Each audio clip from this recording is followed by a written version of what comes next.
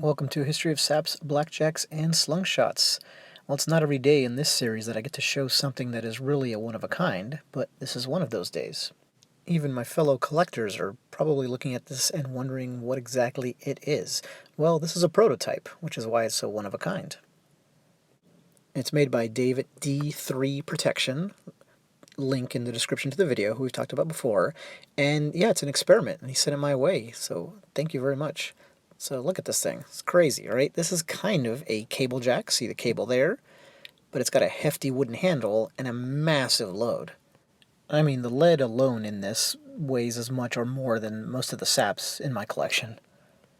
Feature-wise, this represents a really interesting hybrid of many different types that we'll talk about. But first, let's look at this one. You can see this. So it's got that thin connection and the two big parts on the ends. Makes it pretty unusual. It's almost shaped like a pair of nunchaku, really. I mean, I can kind of grab it like that and use it from either end, really. That'd be more of a ping compliance thing there. And then that is just a killer. And we'll talk about why. But first, let's look at the most analogous sap, which would be kind of this convoy-style Blackjack. This is not a convoy, but convoy style is a 720 Buckheimer. And see the load, it's almost the exact same load, right? Same shape, kind of the oblong, solid lead. But it's also a lot like this Victorian-era kosh, poacher's kosh, lady's kosh, fruit kosh, whatever you want to call it. They never had a dedicated name. Those are all part of it. So you can see the similarity there, too, because the wooden handle is really unusual on a sap or blackjack of any kind. And they're that really short connection within a heavy, kind of short load. In this case, kind of that egg-shaped ball of wood filled with lead. In fact, seeing this one here, I think, was the genesis behind the experiment. And as I mentioned, the connection here is a steel cable, a very thin one, so it's a cable jack as well. And here's my Carney jack, which I reviewed in my last video by Scott Foster. So you can see the flexibility there, but it's a much thicker cable, so it doesn't act the way that this one here does. And it may be a bit of a stretch, but I'll throw this one in too. So here's another English kosh from the old days. And again, wood is just such an uncommon material that I think it's, shares that similarity. But the kind of sap I haven't talked about yet that certainly plays into how this one behaves physically is a slungshot. Because this thing is very free swinging. That really thin wire connected to a very heavy weight means that this thing swings freely and therefore hits really, really hard. What makes it very different from a slungshot is the short connection and the firm handle. So here's my leather slungshot, if you remember. But again, in the way that it hits, right, totally free swinging connection and a heavy, solid load. That's what these two share in common, and they're both devastating. These two are probably the two deadliest in my collection. Let's say most dangerous instead of deadliest. Be a little more civilized.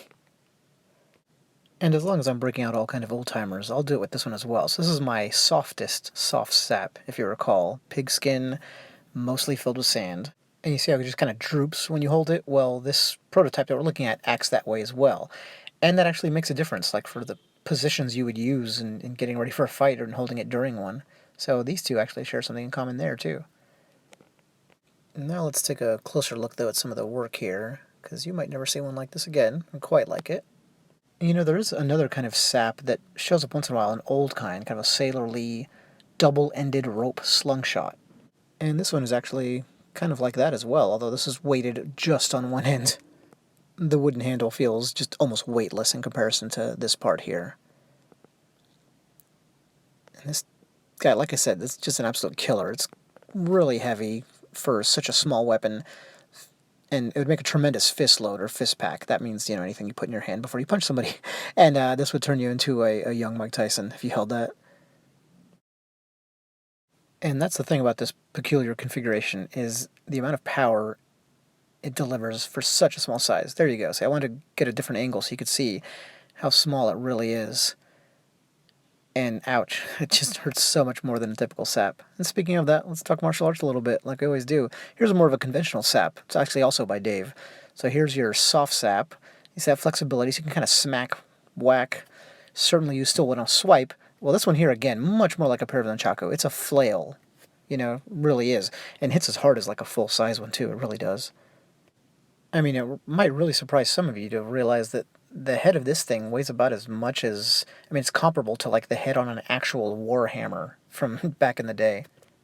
I was messing around with the reverse grip there at the end, and that would deliver a lot of power because of that A reverse grip engages your back muscles much more so than a typical one.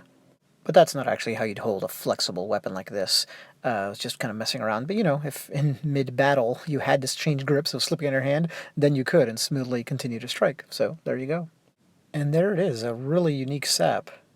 One whose combination of features actually equals a devastating weapon in a very small package.